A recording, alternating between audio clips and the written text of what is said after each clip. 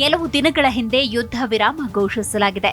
ಈ ಯುದ್ಧ ವಿರಾಮವನ್ನ ಭಾರತ ಘೋಷಿಸುವ ಮುನ್ನವೇ ಅಮೆರಿಕ ಅಧ್ಯಕ್ಷ ಡೊನಾಲ್ಡ್ ಟ್ರಂಪ್ ನನ್ನ ಮಧ್ಯಸ್ಥಿಕೆಯಲ್ಲಿ ಯುದ್ಧ ನಿಲ್ಲಿಸಿದ್ದೇನೆ ಅಂತ ಹೇಳಿಕೊಂಡಿದ್ದಾರೆ.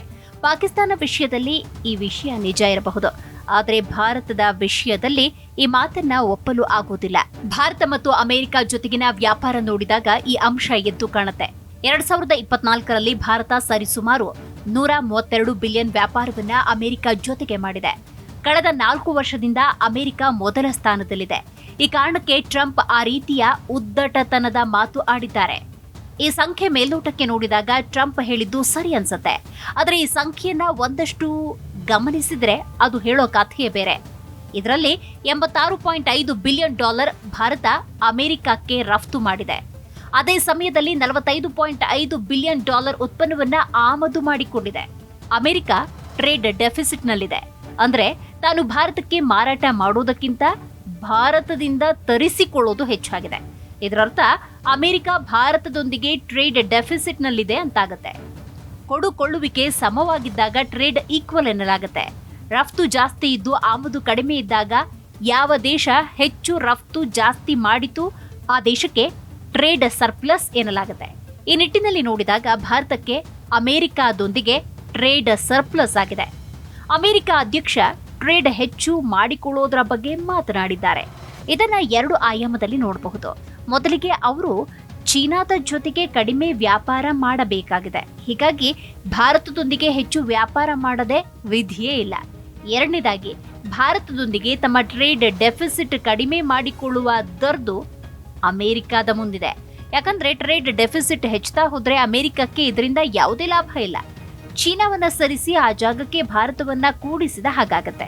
ಹೀಗಾಗಿ ಅಮೆರಿಕ ಭಾರತದಿಂದ ಕಡಿಮೆ ತರಿಸಿಕೊಂಡು ತನ್ನ ಪದಾರ್ಥವನ್ನ ಹೆಚ್ಚು ಮಾರಲು ನೋಡಬಹುದು.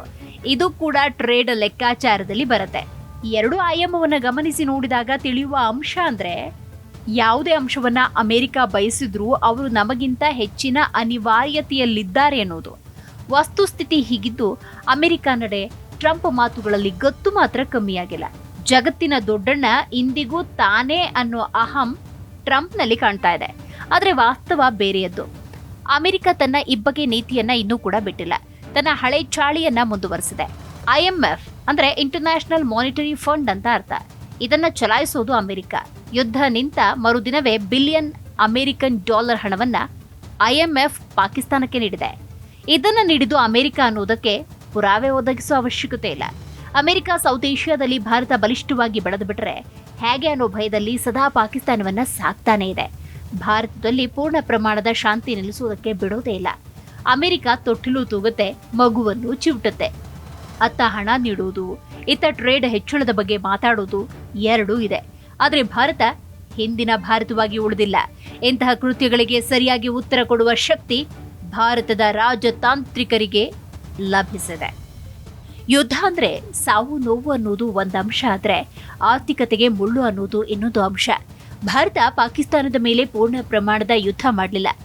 ಆದರೂ 4 ದಿಕ್ಕಿನಲ್ಲಿ ಪ್ರತ್ಯಕ್ಷ ಹಾಗೂ ಪರೋಕ್ಷವಾಗಿ ಭಾರತಕ್ಕೆ 15,000 ಕೋಟಿ ರೂಪಾಯಿ ಹಣ ನಷ್ಟವಾಗಿದೆ ಅಂತ ಅಂದಾಜಿಸಲಾಗಿದೆ.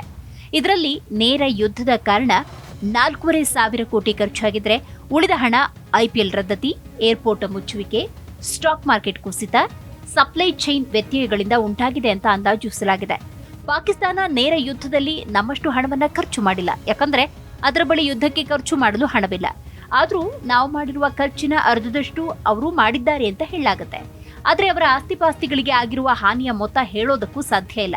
ಒಟ್ಟಾರೆ ಭಾರತಕ್ಕೆ ಆದ ನಷ್ಟದ 5-6 ಪಟ್ಟು ಅನ್ನೋದು ಮೇಲ್ನೋಟಕ್ಕೆ ತಿಳಿದು ಬರುತ್ತೆ. ಪಾಕಿಸ್ತಾನ ಈ ಆರ್ಥಿಕ ಕುಸಿತದಿಂದ ಹೊರಬರೋದಕ್ಕೆ ಬಹಳ ಸಮಯ ಹಿಡಿಯುತ್ತೆ.